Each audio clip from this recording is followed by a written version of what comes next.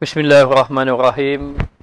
Alhamdulillah Rabbil Alamin. Wassalatu wassalamu ala ashrafil anbiya wal mursalin. Wa ala alihi wa sahbihi ajma'in. Allahumma salli wa sallim ala Sayyidina Muhammadin al-Fatihi lima ughliqa wal khatimi lima sabaqa. Nasirul haq bil haq wal hadi ila siratikal mustaqim. Wa ala alihi haqqa qadrihi wa miqdarihi al-azim. Rabbi syrah li sadri wa yassir li amri wa halul 'uqdatam min lisani yafqahu qawli. Alhamdulillah, segala puja dan puji bagi Allah Subhanahu wa taala yang telah memberi anugerah yang besar, yakni ketaatan kepada Allah Subhanahu wa taala, dan tidak ada anugerah yang besar apabila Allah menerima akan amal soleh yang dilakukan oleh hamba-Nya. Salawat dan salam ke atas junjungan besar Nabi kita Muhammad sallallahu alaihi wasallam dan seterusnya kepada mereka yang mengikuti baginda Rasulullah sallallahu alaihi wasallam. Maka ketahuilah penerimaan Allah Taala kepada hamba-Nya di atas amal ibadat yang dilakukan itu sebenarnya sudah cukup bagi hamba-Nya. Maka tidak perlulah hamba-Nya memikir tentang balasan.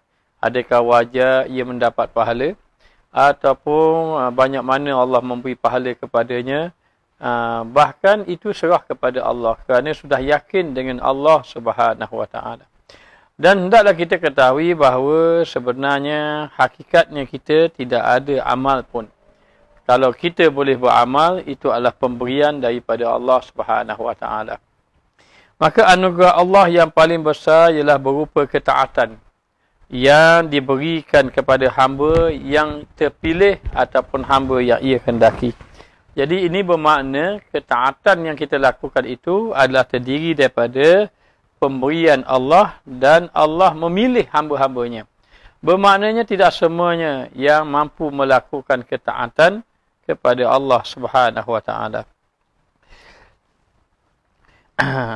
Dan sebaik saja menyedari bahawa adalah amat rasa tidak wajar kita mempertikaikan, mengingatkan balasan-balasan daripada Allah Ta'ala ini, kerana itu adalah hak Allah akan memberi balasan kepada hamba-Nya yang beramal. Tetapi yang sewajarnya adalah kita memikirkan hak kita kepada Allah. Bagaimana kita melakukan ibadat dalam keadaan sempurna ataupun tidak sempurna. Jadi Ustaz ucapkan selamat datang kepada semua para jemaah yang ada di Terengganu, luar pada Terengganu, di Semenanjung, di luar Sabah Sarawak, Singapura dan seumpamanya. Dan kita mohon pada Allah mana-mana yang sakit di kalangan jemaah kita agar disembuhkan oleh Allah Subhanahu wa taala. Jadi insya-Allah pada malam ini kita sampai kepada muka surat yang ke-78. Muka surat 78. Qala musannif rahimahullahu ta'ala wa nafa'ana bi'ulumihi fid daraini amin. Berkata Syekh Ibnu Athaillah As-Sakandari di dalam matan hikamnya, Iza arada an yazhara fadluhu alaika khalaqa wa nusiba ilaika wa nasaba ilaika. Apabila dikhendaki, Iza arada, yani iza aradallah. Apabila dikhendaki Allah akan menyatakan anugerahnya atasmu. Apabila Allah menghendaki menyatakan, yani memberikan. Memberi anugerah atasmu di dalam dunia. Allah Ta'ala nak beri anugerah kamu dalam dunia dan di dalam akhirat.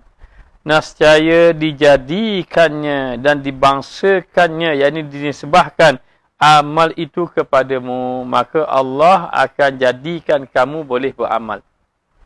Apabila sahaja Allah nak beri kepada kamu anugerah, maka bila Allah nak memberi kepada kamu anugerah, Allah beri kamu bentuk amal. Allah nisbahkan kamu amal, Allah ciptakan kamu boleh beramal. Maka anugerah yang besar adalah anugerah khidmat pada Allah. Allah beri amal. Itu tanda Allah Ta'ala kasih.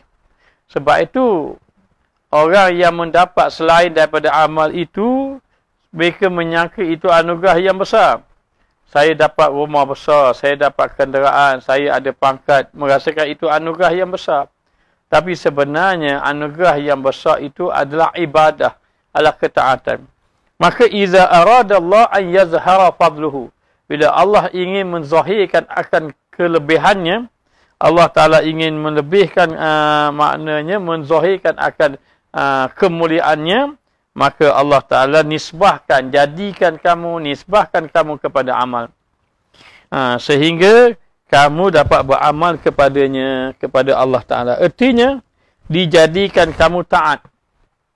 Dijadikan kamu dapat melakukan ketaatan. Maka seseorang itu boleh melakukan ketaatan, dia kena memahami bahawa yang pertama, dia ini diberi taufik oleh Allah. Sebab tu dia boleh buat taat.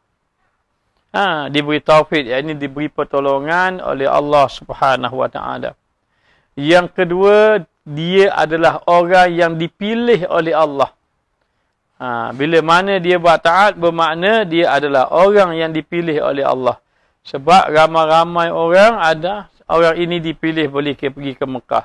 Ramai-ramai orang ini dipilih boleh pergi mengerjakan umrah dan seumpamanya. Jadi seorang itu mampu melakukan amal adalah disebabkan bahawa dia mendapat pertolongan Allah, dan yang kedua dia dipilih oleh Allah Subhanahu Wa Taala.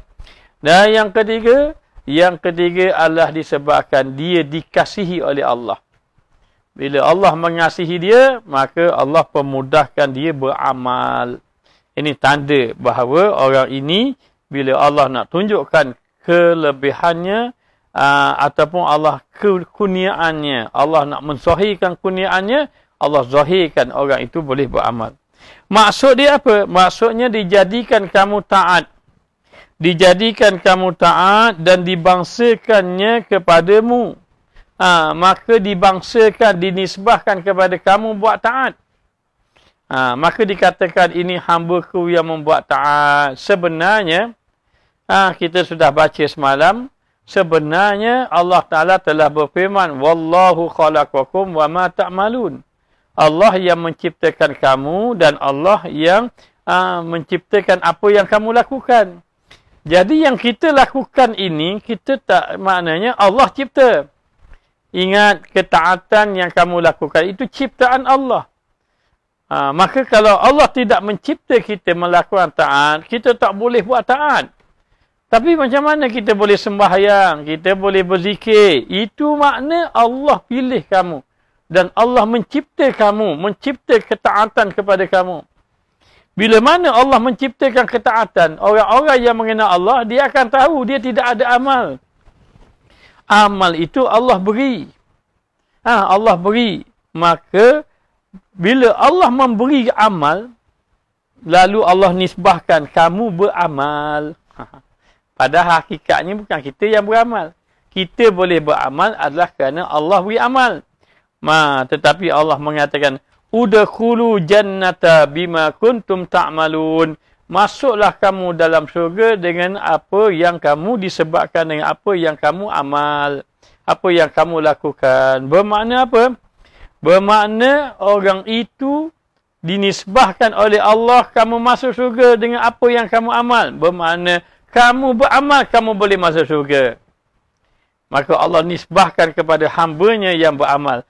Nisbahnya. Tetapi hakikatnya, hamba itu tidak ada amal.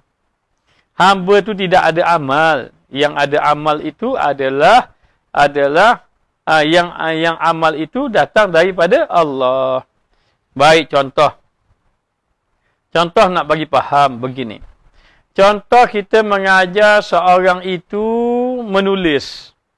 Dia pun menulis. Kemudian orang tu pandai menulis. Lalu kita pun kata dia, oh kamu ni memang pandai menulis.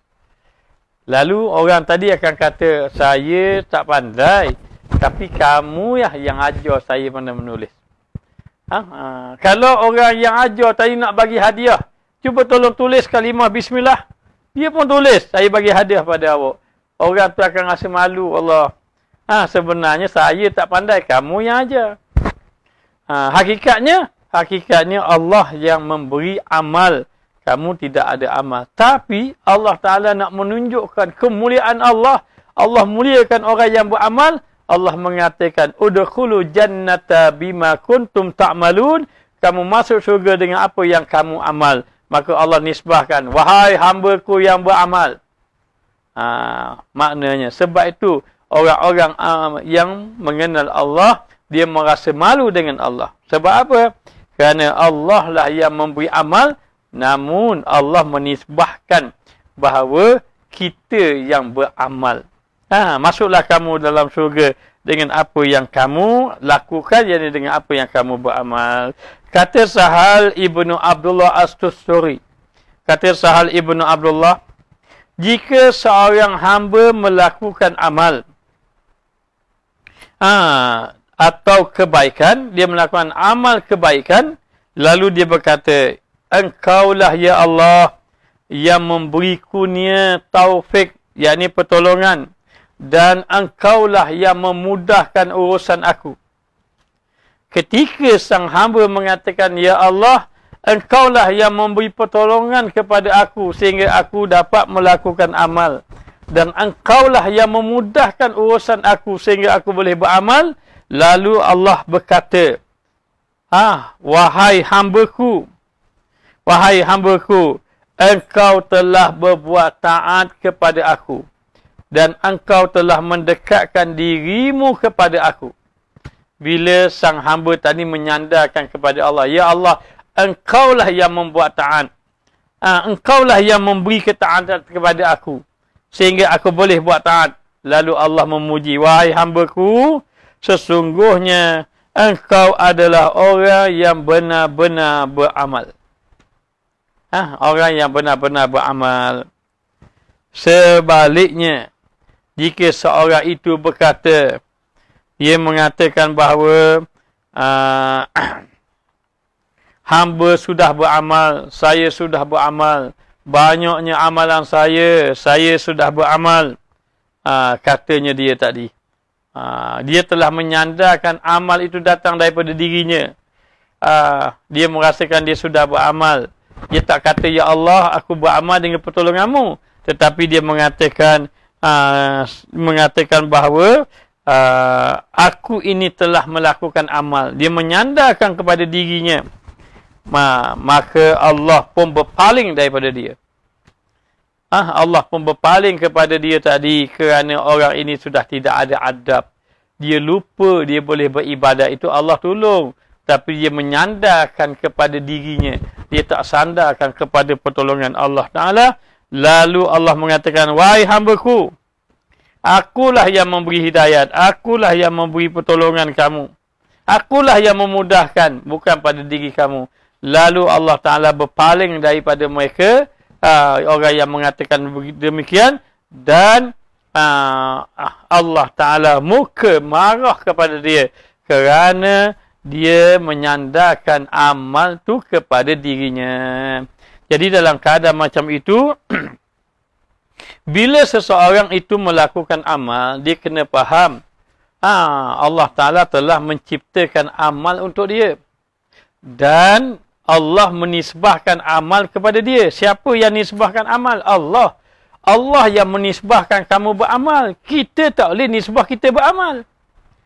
Yang menisbahkan beramal Allah, bukan kita. Allah mengatakan, wahai hamba-Ku, kau telah beramal. Udkhulu jannata bima kuntum ta'malun. Masuklah dalam syurga sebab kamu beramal. Kita pula sebagai adab dengan Allah, kita tak kata, ya Allah, benar aku telah beramal. Tak boleh. Kita kena mengatakan, ya Allah, aku beramal dengan pertolongan-Mu. Maknanya, aku boleh beramal dengan pertolongan-Mu. Jangan kata aku sudah beramal. Maknanya, jaga-jaga. Kadang-kadang tak sedar kita. Kita boleh baca Quran dengan baik. Alhamdulillah, kepakaran saya adalah membaca Quran. Kepakaran saya. Maknanya, dia sandar diri dia. Dia yang pakar, dia yang hebat. Saya mahir dalam bidang ini, bidang ini. Tanpa dia sedar, dia telah menyandarkan ilmu itu atas dirinya. Maka orang-orang yang saleh, yang tawaduk, dia tidak akan kata begitu.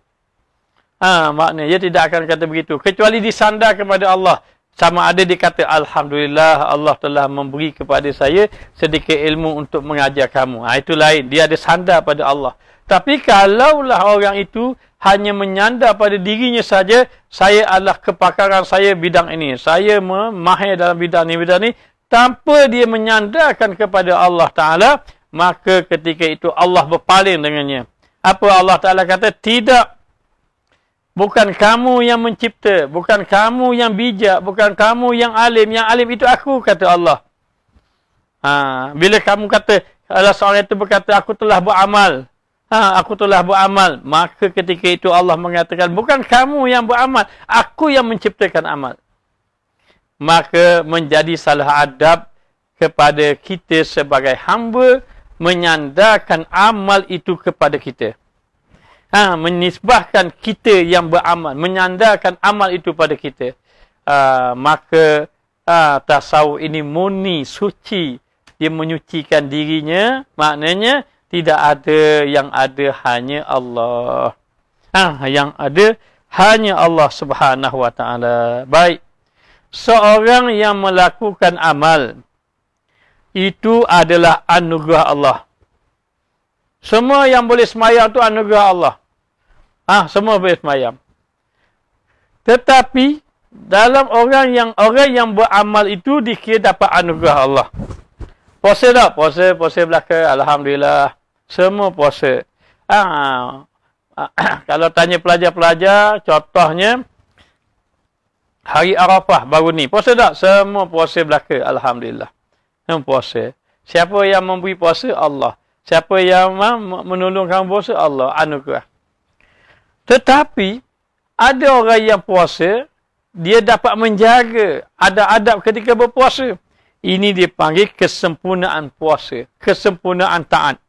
Maka kesempurnaan taat itu, orang itu dikira orang yang telah melalui ataupun yang telah mendapat takwa dan ikhlas kepada Allah. Maka kesempurnaan ibadat duduk pada ikhlas dan takwa kepada Allah.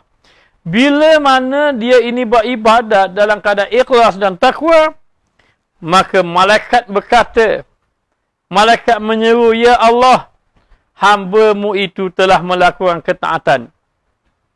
Ketika mana malaikat menyeru saja, lalu sang hamba tadi mengatakan, ya Allah, aku bersyukur kepadamu kerana Engkau memberi pertolongan kepada aku dalam melakukan ibadat.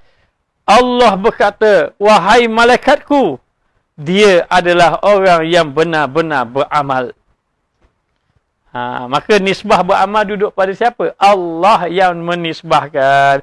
Inilah yang dimasukkan. Yang dimasukkan wa nasaba ilaika. Allah menisbahkan kepada kamu. Maka buruk adab kita selama ini, salah adab pula kita kepada Allah Ta'ala itu adalah kita menyandarkan amal itu daripada kita. Sedangkan wallahu khalaqakum wa ma ta'malun. Kemarin kita bahas dah. Salah adab kita duk fikir ke pahala. Salah adab fikir ke balasan. Hari ini kita mengetahui ada lagi kita salah adab dengan Allah. Macam mana mengadap salah adab kita dengan Allah? Iaitu kita menisbahkan amal itu kepada kita. Apabila sudah musyahadah kepada Allah, sudah memandang, oh kalau begitu aku beribadat, Allah yang memberi aku ibadat. Allah lah yang menolong aku sampai aku boleh sembahyang. Sembahyang. Maka ketika itu hendaklah seorang itu merasa malu dengan Allah. Merasa malu dengan Allah Ta'ala kerana Allah Ta'ala masih pilih kita boleh beribadat. Masih lagi pilih kita boleh ibadat kepada Allah. Sedangkan kita ini banyak salah adab dengan Allah. Banyak dosa, banyak maksiat, banyak salah adab dengan Allah. Allah pilih lagi, boleh lagi beribadat. Kalau ikutkan dosa lidah kita dah layak dah nak sembahyang contohnya. Kalau ikutkan dosa mata kita dah layak dah nak beribadat pada Allah. Tapi Allah pilih lagi.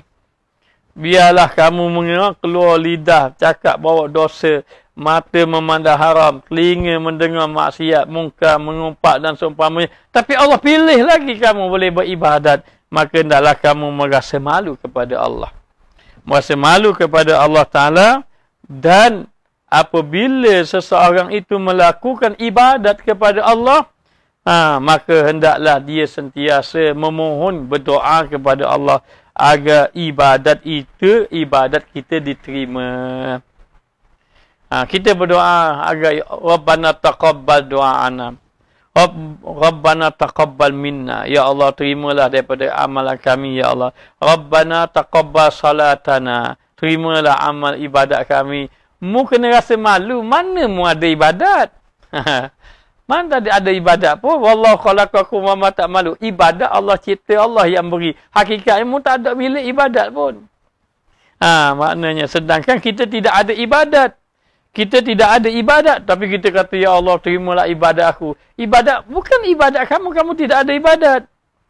Kamu tidak ada ibadat. Tetapi Allah Ta'ala sandarkan kamu bahawa kamu ini melakukan amal ibadah kepada Allah Subhanahu Wa Ta'ala. Jadi kena faham apa dia? Amal ciptaan Allah, taat ciptaan Allah, tetapi Allah nisbahkan tadi kepada kita semua. Kepada hamba dia. Maka taat itu datang daripada Allah dengan pertolongan Allah situ.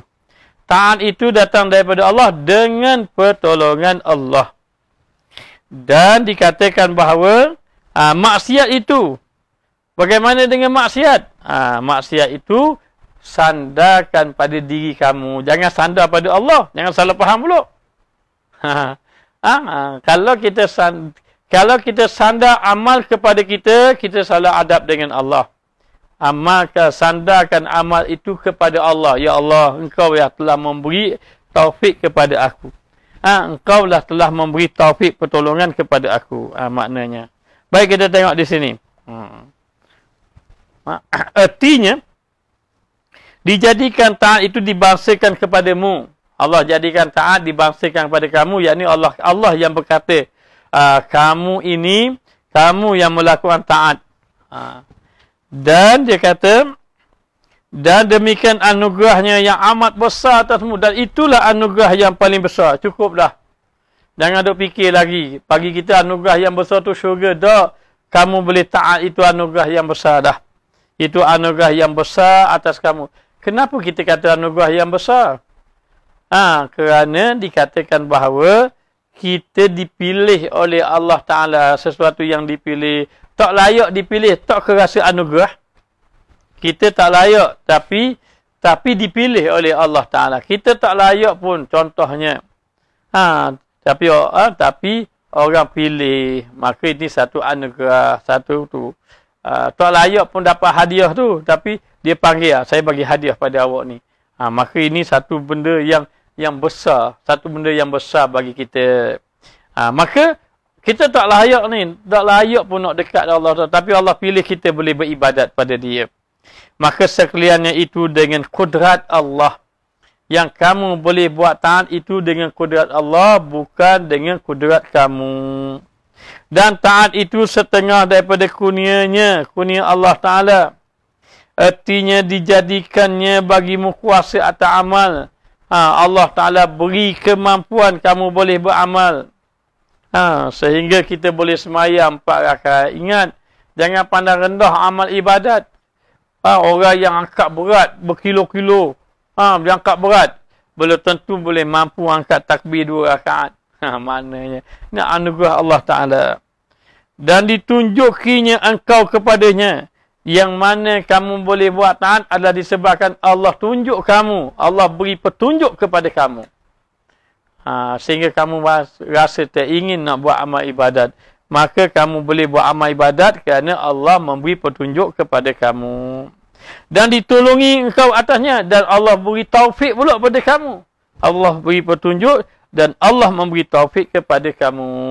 Begitulah maknanya kena memahami.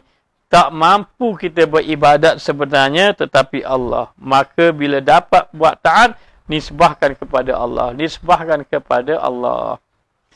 Allah semualah yang memberinya.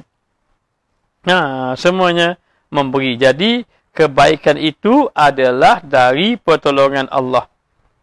Bila seseorang dia sedar itu pertolongan Allah, dia rasa bersyukur ini pertolongan Allah, maknanya maka dia pun makna Allah pun bersyukur, Allah pun gembira dengan hamba tadi. Ini ada satu soalan. Kalau jadi seorang itu lebih taat berbanding orang lain kerana Allah tentukan dari awal. Kerana Allah tentu dari awal ke macam mana? Kita sebagai hamba, apakah daya kita? Maaf atas soalan. Macam mana ni? Kalau jadi seorang itu lebih taat berbanding orang lain. Ketentuan Allah Ta'ala ke atas ketaatan seseorang itu, ia melibatkan apaan Allah, perbuatan Allah. Contoh, orang ni Allah Ta'ala beri ilmu banyak. Orang ni Allah Ta'ala beri amal banyak. Orang ni Allah Ta'ala beri banyak.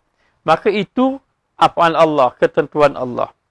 Adapun kita kena memandang bahawa apa yang Allah beri pada kita. Kalau Allah memberi pada kita, kita boleh semayang 2 rakaat. Tok guru kita boleh semayang 8 rakaat. Kita kena bersyukur. Dan menerima itu pemberian-pemberian yang Allah kurniakan kepada hamba-Nya. Yang paling penting kita menjaga adab kita dengan Allah. Maknanya, dapat 2 rakaat ke, dapat 4 rakaat pun, kita kena melihat ini pertolongan Allah. Orang tu dapat buat 8 rakaat, itu pertolongan Allah yang Allah beri kepada dia. Allah berfirman, nahnu qasamna bainahum ma'isyatahum fil hayatid dunya. Kami telah bagi bahagian-bahagian mereka dalam kehidupan atas muka dunia. Maka ada Allah Ta'ala beri bahagian dia ibadat banyak. Ada yang beri harta banyak dan seumpamanya. Jadi, apa yang kita belajar malam ini, tugas kita kena menyedari amal tidak ada daripada kita kecuali hanya pertolongan Allah Ta'ala. Okey, baik. Bila seorang tu nampak dia beribadat, dia kata, Ya Allah, Alhamdulillah Kau telah memberi pertolongan kepada aku untuk beribadat. Aku tak mampu beribadat kecuali dengan pertolongan-Mu. Ketika itu Allah kasih kepada hamba dia. Allah suka kepada hamba dia tadi. Tetapi apabila dia memandang kepada dirinya, aku telah beribadat, maka Allah tidak suka. Allah berpaling daripada dia. Paling daripada dia. Maka dalam keadaan macam itu, dia kena menyedari bahawa apa yang Allah Ta'ala kurniakan diri daripada amal, tugasnya bersyukur kepada Allah. Tugasnya kena bersyukur kepada Allah, memandang kepada Allah. Nisbah ibadat duduk pada Allah, bukan duduk pada kita. Maka hak engkau itu bahawa jangan engkau bangsakan bagi dirimu akan sesuatu daripada segala amal. Ini kesimpulannya. Hak kamu jangan bangsakan amal itu pada diri kamu. Tidak boleh. Maka dengan sebab itu, tengok. Ketika mana Rasulullah SAW berada di Gua Hira, maka malaikat kata, Iqra, bacalah oleh kamu. Rasulullah mengatakan apa? Aku tidak ada ilmu. Aku tak pandai membaca. Ma'ana biqari'in. Aku tak pandai membaca. Ketika mana orang bertanya kepada Nabi Allah Sulaiman alaihissalam, kerajaannya yang besar, hartanya yang banyak. Nabi Allah Sulaiman kata, Haza min fadli Rabbi. Ini adalah kurniaan Allah. Dia tak kata ini namanya, ini adalah daripada usaha saya, tak ada. Dia kata, Haza min fadli Rabbi. Ini adalah kurniaan Allah Ta'ala. Itu sifatnya. Maknanya, menunjukkan bahawa seseorang itu tidak ada memiliki harta beramal sekalipun. Sesiapa yang menisbah dirinya ada amal, maka sebenarnya dia telah maknanya dia telah terhijab dirinya dengan Allah Subhanahu Wa Taala. Maka dari segi amal begitu. Maka manusia ni, kata Ibnu Ajibah, manusia ni duduk kepada 3 kelompok. Manusia ada 3 kelompok. Kelompok pertama, kelompok yang terdedah dengan azab. Terdedah dengan azab. Seperti apa? Seperti menyalahkan Allah. Ini takdir Tuhan ni. Ini takdir Tuhan. Saya buat maksiat sebab Allah Ta'ala takdirkan saya jadi maksiat. Ini terdedah. Dia akan mendapat kemukaan. Ataupun dia mengatakan bahawa saya adalah seorang yang banyak beribadat. Dia menisbahkan dirinya. Saya untuk beribadat, saya boleh baca Quran banyak-banyak. Maknanya. Maka dia nisbahkan pada dirinya. Maka yang pertama, manusia itu terdedah dengan azab. Terdedah dengan azab. Seperti melakukan taat, dia menyandarkan kepada dirinya, melakukan maksiat, menyalahkan Allah. Itu satu. Kelompok yang terdedah dengan azab. Sekali lagi, terdedah dengan azab sebab apa? Ketika mana melakukan taat, disandarkan pada dirinya. Akulah yang taat. Akulah yang bijak. Akulah yang alim. Dia sandar dirinya. Ketika dia buat maksiat, dia kata, Allah telah takdirkan aku buat maksiat. Maka inilah golongan yang terdedah dengan azab.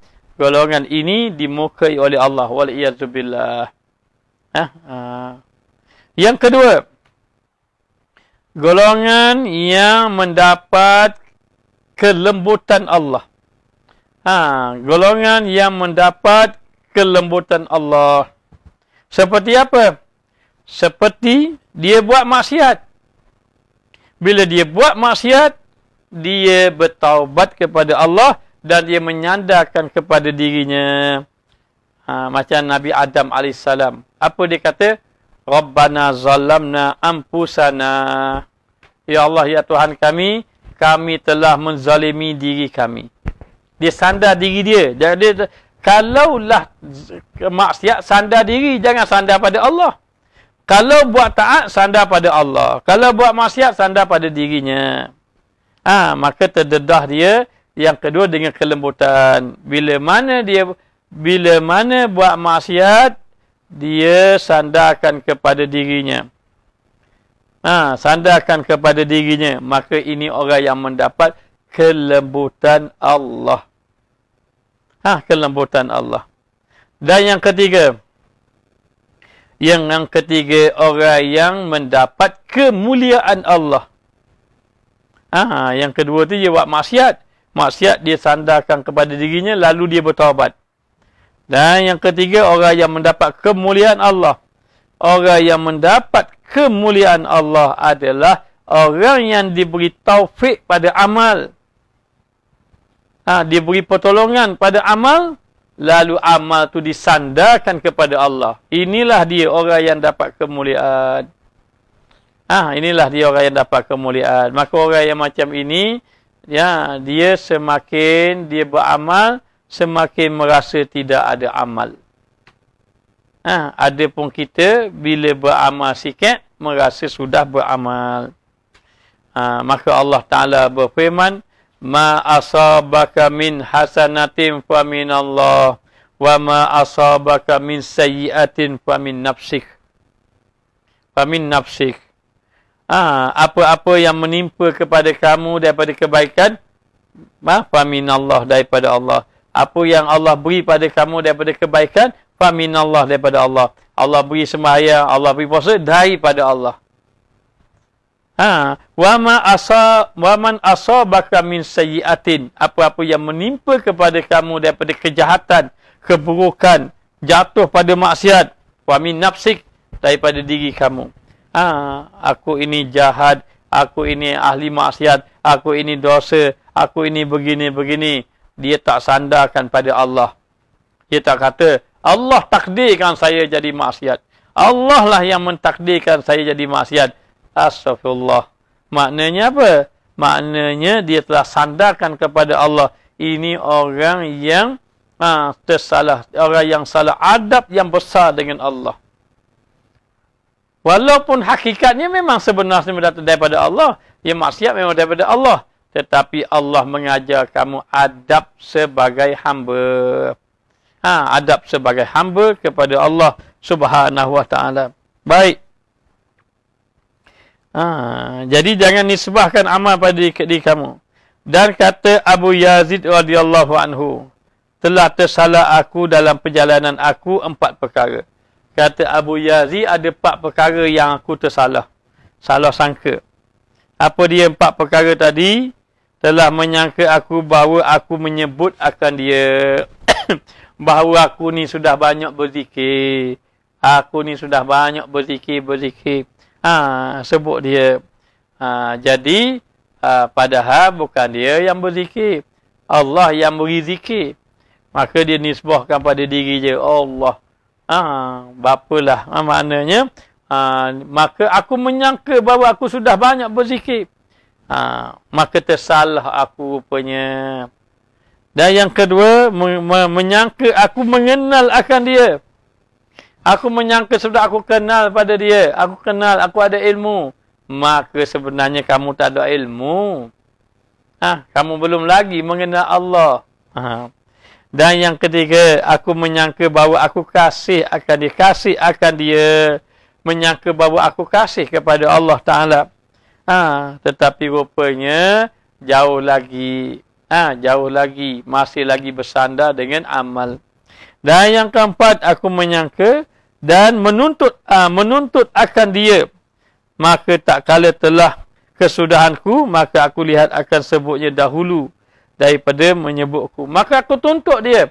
Aku minta balasan dia. Aku duk fikir-fikir balasan pada dia. Ini juga tersalah adab.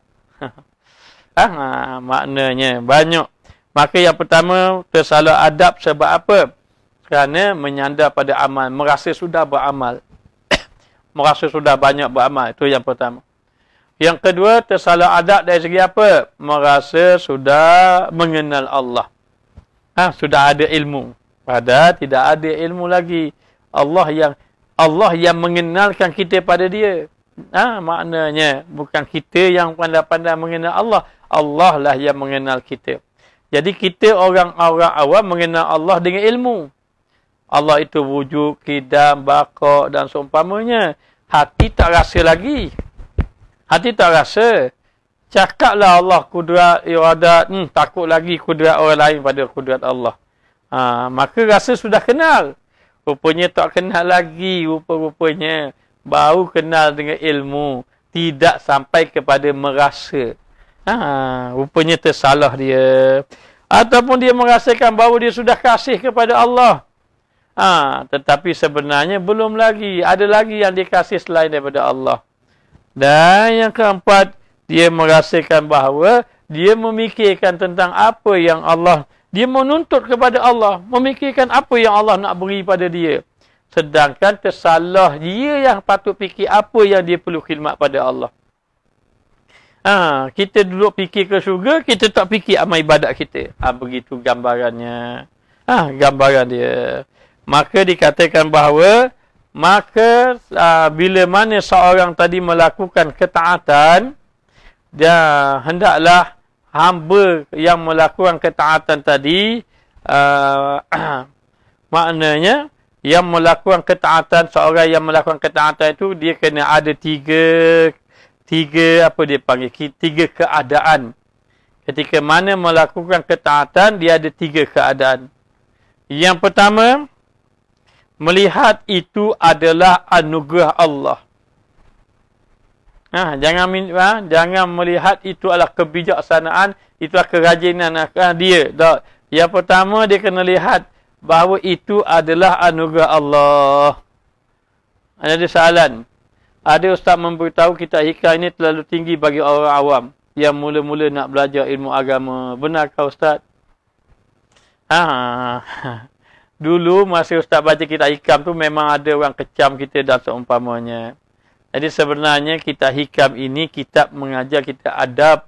Dan seseorang tadi kena mengetahui adab dengan Allah. Maka apa salahnya belajar kitab hikam? Kitab hikam ini tinggi mengikut huraian dia. Kalau ada orang huraian yang lebih dalam, menceritakan tentang perjalanan para wali, memang tinggilah. Tetapi dia ada peringkat dia. Maknanya, dengan arti kata, kitab hikam ini, kitab yang mengajar kita cara kita nak berjalan dengan Allah. Yang pertama, kitab tu tak salah kena rujuk kepada orang yang membawa tadi perjalanan. Yang kedua, duduk pada orang yang memahami. Kan salah faham, jadi faham dah lahir. Maknanya. Jadi, Ustaz telah berbincang dengan ulama-ulama yang kita kenal. Maknanya, di antaranya Tuan Guru Syekh Sanusi. Di Kedah, beliau kata, boleh kita mengajar kitab hikam kepada orang ramai untuk memahami perjalanan kepada Allah dengan cara asas mengenalkan asas-asas tasawuf kepada mereka. Jadi tidak salah sebenarnya membaca kitab hikam. Kalau tinggi Ustaz pun tak pandai, setara ni je kita ilmu tinggi-tinggi tu tak pandai. Okey, baik. Jadi kembali balik, keadaan orang yang melakukan taat ni dia ada 3. Apa dia? Yang pertama, melihat itu adalah anugerah Allah. Ini nombor 1. Yang kedua, yakni mengutamakan adab ketika taat. Macam mana adab? Adab lah yang kita sandarkan Allah Ta'ala lah yang memberi taufik. Itu adab. Makna utama yang itu. Daripada kita buat ibadat banyak-banyak, kita pun kata, oh saya banyak baca Quran. Maknanya dia tidak mengutamakan adab. Maka keadaan yang kedua, hendaklah dia mengutamakan adab. Maknanya adab, maknanya mengutamakan adab. Mengutamakan adab ketika melakukan ketaatan. Jadi yang kedua, mengutamakan adab ketika ketaatan. Jadi kalau orang buat ibadat banyak tak jaga adab, salah juga dia. Maka keadaan orang yang melakukan taat itu yang kedua, mengutamakan adab. Yang ketiga maknanya hendaklah dinisbahkan ketaatan itu daripada Allah kepada Allah. Dinisbahkan ketaatan itu kepada Allah dan maksiat itu disandarkan kepada dirinya. Itu keadaan dia. Bila mana saja buat taat kepada Allah. Bila mana saja buat maksiat kepada kita. Kitalah yang jahat. Kitalah yang jahil. Maknanya. Jangan salah ke Allah. Allah tak khabar, tak beri ilmu pada kita. Mana boleh begitu? Maknanya. Sedangkan kita yang tidak belajar. Maknanya.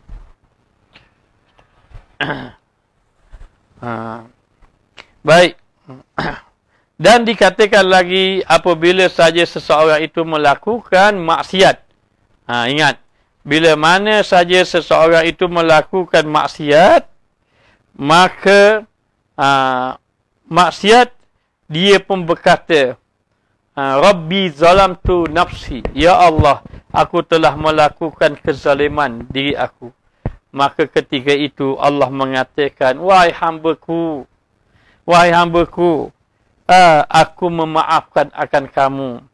Kerana engkau menyedari akan kelemahan dirimu. Maka sesiapa yang mengaku kesalahan dia dalam melakukan maksiat, Allah akan mengampunkan dosa dia. Dia mengatakan, Rabbi zalamtu nafsi faghfirli, ya Allah, aku buat dosa, ya Allah, ampunlah dosa aku.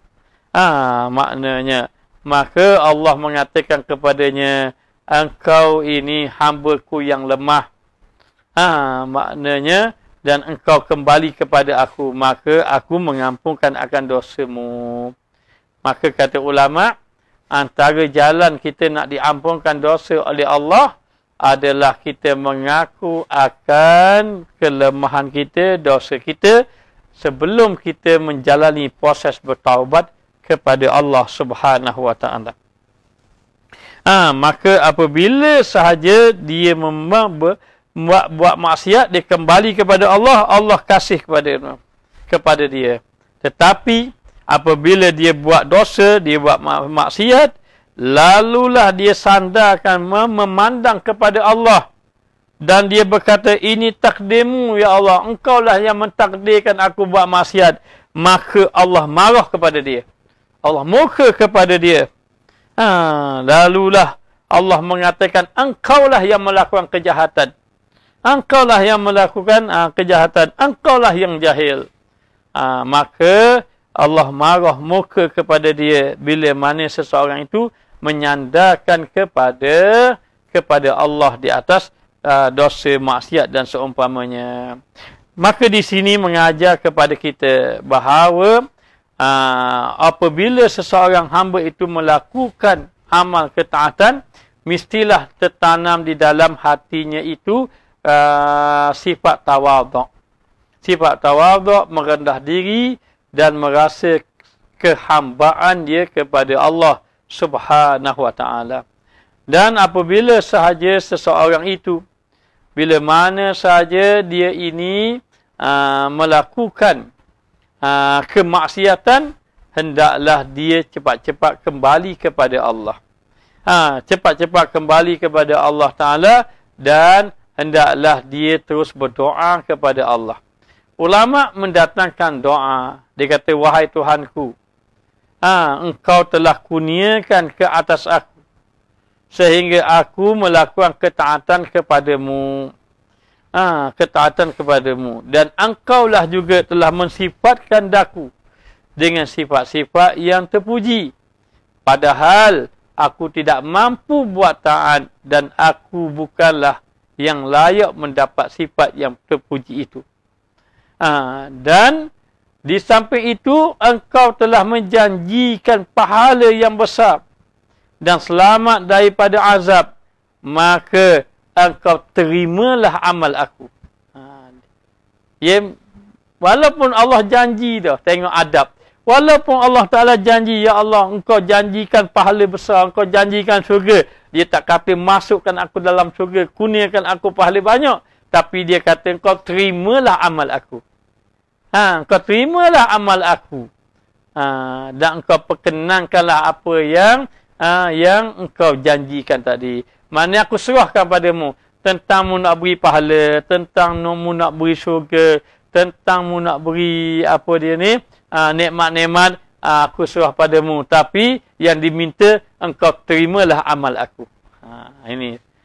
Ini maknanya permohonan hamba Allah yang soleh, yang sedar.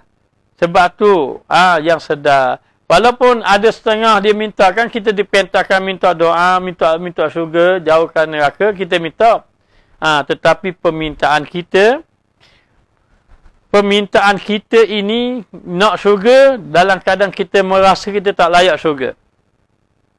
Permintaan kita minta jauh daripada neraka, kita merasakan bahawa kita ni perlu minta jauh neraka sebab kita memang tak tahan api neraka.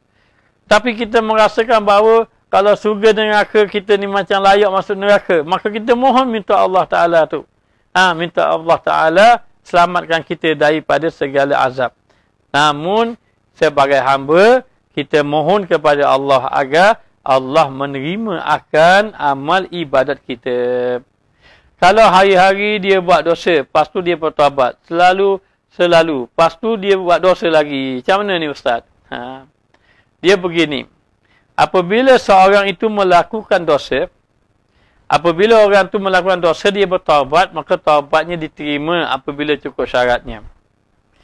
Namun apabila dia jatuh buat dosa pula, maka yang sudah diterima tidaklah dinaikkan lagi. Maknanya dosa dia itu setiap kali dia bertaubat, maka dia ini maknanya akan diterima taubat dia bila menepati syarat.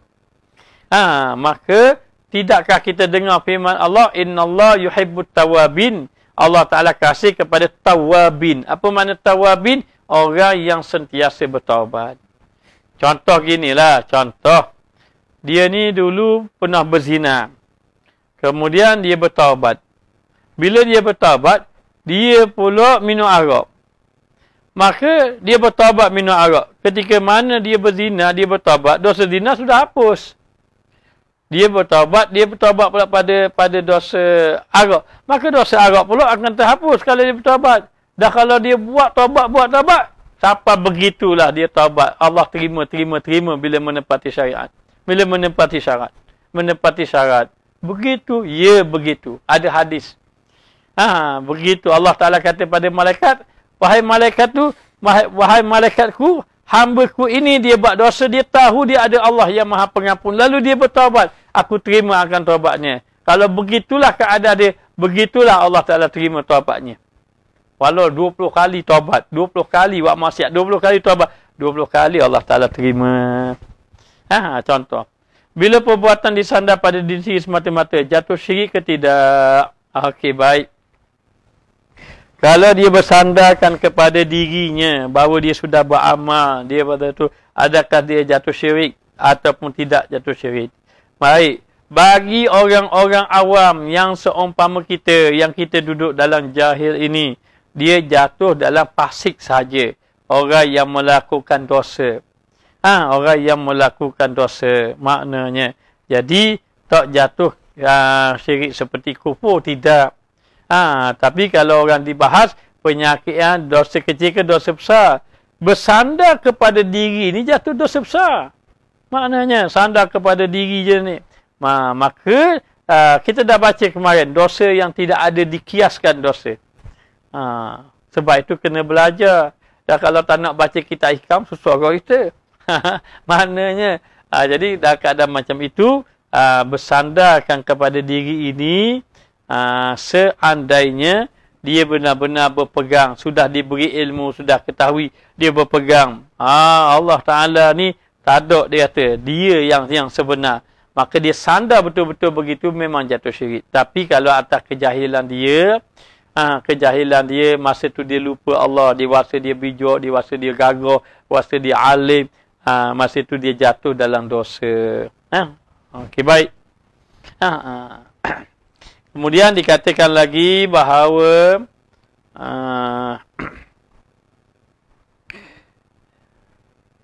la nihayata. Sudah masuk matan baru dah. Sudah masuk matan baru pula mengenai apa yang kita baca ni. Jadi dikatakan bahawa taat ke amal soleh yang kita lakukan, kita kena menyedari bahawa kita hamba yang lemah. Hamba yang lemah, dan ketaatan yang kita buat itu adalah pertolongan Allah. Dan kita mempunyai banyak sifat-sifat yang cela, kesalahan-kesalahan. Jadi dalam keadaan macam itu, kita kena menyedari bahawa kita memerlukan Allah Subhanahu Wa Taala, dan hendaklah kita ini sentiasa menyedari bahawa amal ibadat yang Allah Ta'ala nisbahkan kepada kita itu hakikatnya kembali kepada Allah. Yang penting kita jaga adab kita dengan Allah Subhanahu Wa Ta'ala. Ada lagi soalan